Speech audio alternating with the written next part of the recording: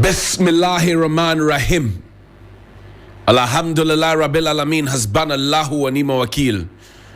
The Lord is my light and my salvation. Whom shall I fear? And yet though I walk through the valley of the shadow of death, I will fear no evil, for you art with me.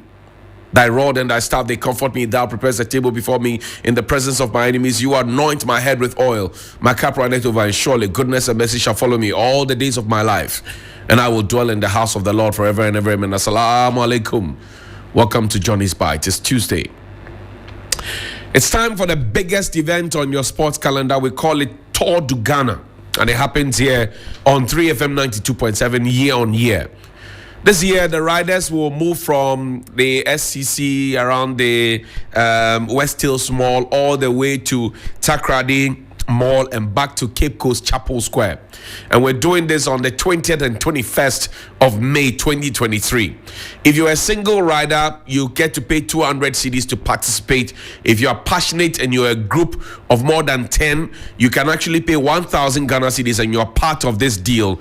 What this includes when you pay the 200 or 1,000 Ghana cedis is that you get registration, you'll get personal accident cover, accommodation, feeding, and transportation. So please, if you're a rider, please call these numbers 0244 893 758. That's 0244 893 758 or 054 60 63 747. 054 60 63 747. Tour du Ghana, please confirm your participation today. This morning I've come to remind us of something, because yesterday I saw something strange on a state institution's Facebook page. I thought it was strange. Play me Mr. Ken Oforiatta's video reminding us of how in 2023 there will be a job freeze because of where we find ourselves and where we are going to IMF. Play that video for me. A review of tax exemptions for free zone mining, oil and gas companies. A hiring freeze for civil and public servants. No new government agency shall be established in 2023. There shall be no hampers for 2022. There shall be no printing of diaries, notepads, calendars, and other promotional merchandise by MDAs, MFDAs, and SOEs for 2024. All non-critical projects must be suspended for 2023 financial year. That was Mr. Ken Oforiatta, aka we will not go to the IMF, aka forget the naysayers, aka Oga White, aka Bible quoting finance minister, aka Oga Soft Talk, aka Joshua and Caleb and Nehemiah and all of those people. The finance minister assured us that we will not go to the IMF. As part of that, he said we were going to cut and freeze jobs. He said that. He even mentioned that, all the big men were going to have their fuel allocations reduced by some 50%, and that they were going to use saloon cars instead of cross-country vehicles. Well, check the ministers, check them. They still use their V8s. They still leave them on when they go for interviews. They still leave the engine on for the AC to cool while they are getting ready. They don't live here with us in Ghana. Constantly, they live in Europe. Now, when I saw this the office of the head of civil service yesterday, and they had actually put a website where you could download the guidelines for a certain examination. Pull it up so we can read what's there. Pull it up. I want to read it. It's the office of the head of civil service. Let's show that quickly. Now, this is what they have, like the website and everything else. They say there is a 2023 Civil Service Online Graduate Entrance Examination Guidelines. 2023 Civil Service Online Graduate Entrance Examination Guidelines. Right? And it says use the link above to be able to assess this. I was thinking, so the civil service, what the finance minister said, is it the finance minister that didn't know what he was talking about, or is the civil service that doesn't know what they're talking about? Because the finance minister said in 2023, there will be a job freeze. Now, it will interest you to know that to be able to take this exam, you have to pay 100 Ghana cedis non-refundable amount. You want to serve your country, but you first have to pay gate fee. And that's what we've been doing for the security service and all of that. You want to serve your country, you are a graduate, you are qualified, you say you want to help your country. Okay, so they can in turn help you, but you have to first pay gate fee of 100 Ghana cedis, non-refundable. And the people yesterday under the post were talking about 2019, 2020, where they had written the exams, they had passed, they had written aptitude tests, they had gone for interviews, they had passed.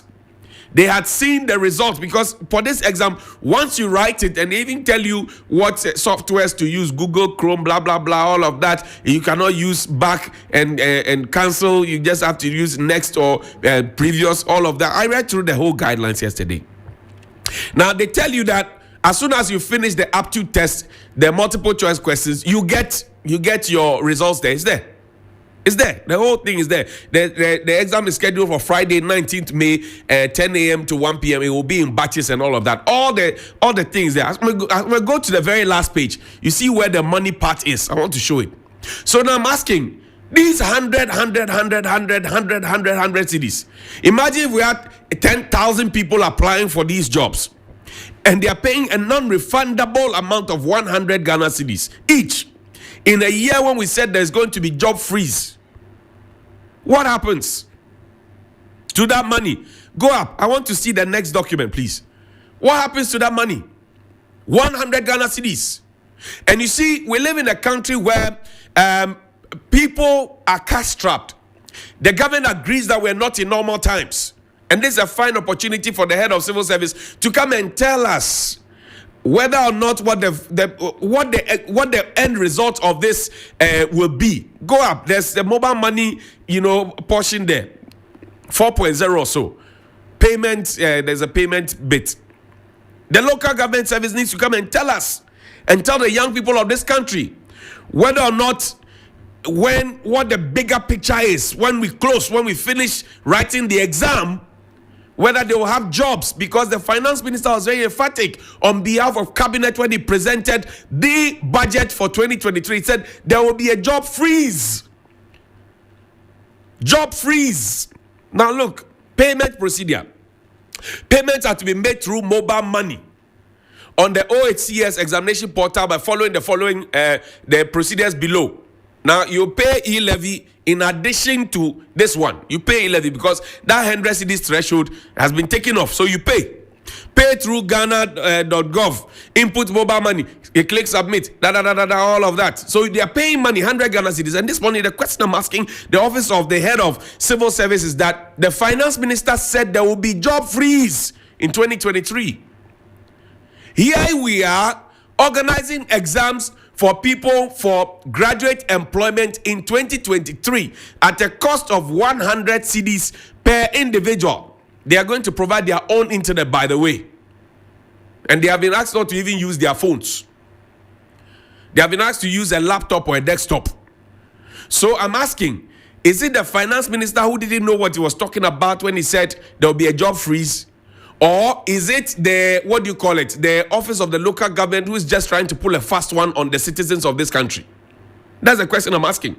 And you see, I'm asking this question because you get old men and old women come to you all the time and ask you to go and find ways and means to help their children who have now become, if you will, a burden on them at home.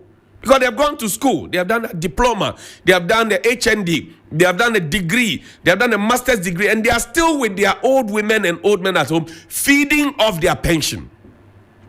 So when they see opportunities like this, pull up the Facebook post again for me. When they see like this on the page of the office of the local government civil service, and they tell them that is a 2023 civil service online graduate examination guidelines, they will tell them that go and apply. Pay the 100 cedis, pay the e-levy, buy internet and apply. Then when they finish applying, the jobs do not come because in 2023 there's a job freeze. So there's a fundamental question that the civil service must answer and the finance ministry must answer, because once they are done with the exam, it will now come to the point of the politics of financial clearance. You have passed the exam. You have been shortlisted. Now, they say finance ministry will have to give financial clearance. Same thing that is happening to the physician assistants. They say, wait for financial clearance. You can wait for it for 10 years in this country. Financial clearance. Financial clearance. Now, the old women will always ask questions. And the questions they will ask you is for you to support their children to get these things. Now, It means that they are taking care of their children. And in taking care of the children are feeding on their pensions. And these pensions have been invested into bonds. And for 77 days, Mr. Kenoforiata, Bible-believing Kenoforiata, all white wearing Kenoforiata, we will not go to the IMF Kenoforiata. I will restore the economy back to after he puts us in the ditch. He is suggesting to us that for 77 days, listen to the leader of the pensioners bondholder. Listen to him. Listen to him.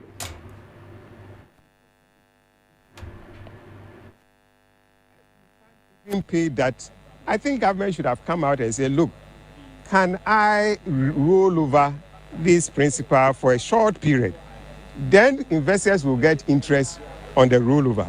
But to keep people's money for 77 days without interest, at this current, you keep people's money for 77 days without interest. If you can't even pay that, I think government should have come out and said, look, can I roll over this principal for a short period? Then investors will get interest on the rollover. But to keep people's money for 77 days without interest, at this current inflationary situation that we are in, you can't keep investors' money like that. Look, investors must be respected. You see, it is obvious that the government doesn't respect us. They don't respect the young. They don't respect the old. And I've always said it, that it is only President Akufo-Addo who has been able to disappoint the past, which is our pensioners, the present, which is the young people who have been told that there will be job freeze, but we are collecting money from them to write exams, and the future, which are the basic school children who cannot be fed in school because school feeding caterers are on strike. The president has disappointed the past, the present, and his future. His age mates, he is collecting, keeping their money. And these are the monies, as I've explained to you, that they use for their dialysis, that they use for their, BP, that they use for their, diabetes, all those things. That they use to even take care of the very people who have gone to school, who cannot find jobs, who are being swindled left, right, center, and in all manner of ways. Because once they hear of job opportunities, they rush for it because they don't want to do Sakawa and 419 Galamsey, which has become very lucrative for even government officials, according to Professor Frimpong Boateng, who says he stands by what he says and you can go to court. So now we have gotten to the point where the pensioners, and it is so embarrassing and so disrespectful and so disheartening and so preposterous that for the third time running, old people who have served their country diligently, who have decided that they want to invest their monies because they don't want to be reckless, and some of them want to live a very comfortable life in their pension and take care of their children, their grandchildren. When they are hardly hit, they want to have their sinking fund and all of that. We are deciding as a country, because of our reckless borrowing, our reckless mismanagement of the economy, and because we have run to IMF, we want to keep the monies in their account so that the books look good in the eyes of the IMF, while the old people continue to suffer, and some may even die as a result. How wicked can we be? And I say these things because the people who are making these policies, when it comes to treating them abroad, flying them abroad, we the taxpayers take care of it largely. We take care of it. They don't buy fuel. They don't pay for security. They don't buy food. They don't buy clothes. They don't buy their own vehicles. They have bodyguards. They have everything at their beck and call. So when you complain about manyakomis being 5 cedis per ball, they don't see what you're talking about, because the kenke is sliced and served on a plate to them without the husk. They don't know what you're talking about. They don't feel it. But make election come, they go come into every single corner and eat banku with you, and actually even come and prepare the banku with you, eat with your children. That's how we are in this country. So this morning, this is to the finance ministry. If you don't respect us, the young people, and you don't respect us, the younger people, please, at least your age mates and those who are older than you, respect them. Question number 2, Office of Civil Service. Is it that the finance minister did not get it right in the budget, and that you are getting it right with this entrance exam that will cost 100 cedis per candidate? Is it true? And at the end of the exam, what will be the end game?